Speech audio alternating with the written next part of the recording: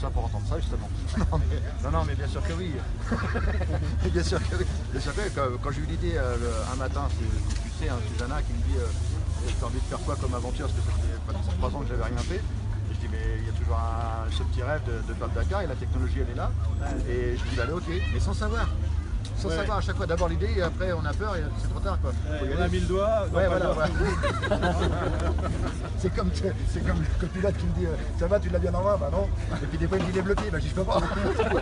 Ça va. Voilà. Donc non, c'est du bonheur. Bah voilà, on est entre hommes et puis se dire voilà, on se parle vraiment et. En tout cas, c'est bien pour les profs, c'est bien pour tout le monde, c'est bien pour tous les gens qui ont un handicap, toutes sortes d'handicaps, de montrer qu'on peut arriver au bout de son rêve et tout. Tout est possible. C'est comme l'Everest du rallye raid. Hein, ouais.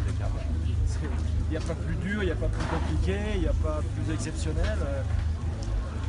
Et on est là. C'est bien. Et on va aller à Buenos Aires, j'espère. Il y a les 3 marathons, on verra.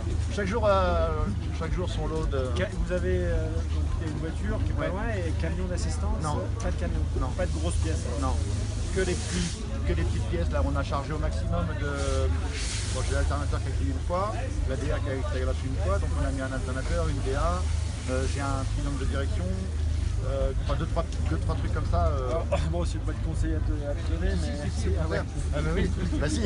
Excuse-moi, mais...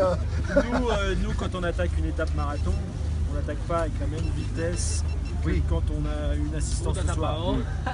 On en lâche un petit peu, pas pour nous, mais pour soulager la mécanique. Parce que tu sais que si tu as un problème le premier jour, c'est double peine, tu traînes le deuxième jour, et ça peut devenir catastrophique. Donc, tu vois une saignée arriver, bah, tu lâches un peu plus pour pas trop taper.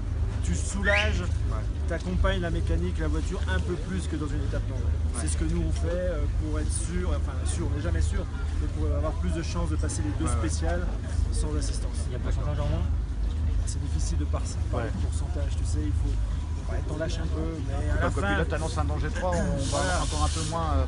À la fin, ça va être, pour nous, ça va être 5 minutes sur la journée de lâcher, de perdu. Je sais pas, mais...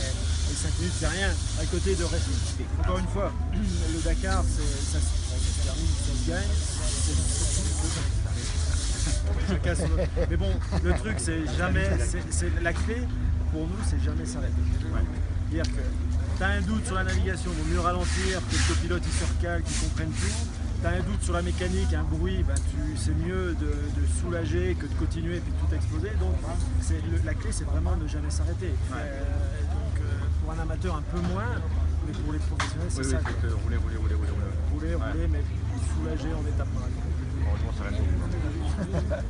Merci. Allez, à suivre. Sois fort. Ça va aller ça. Oui. Pas de soucis. Merci beaucoup. Ça marche.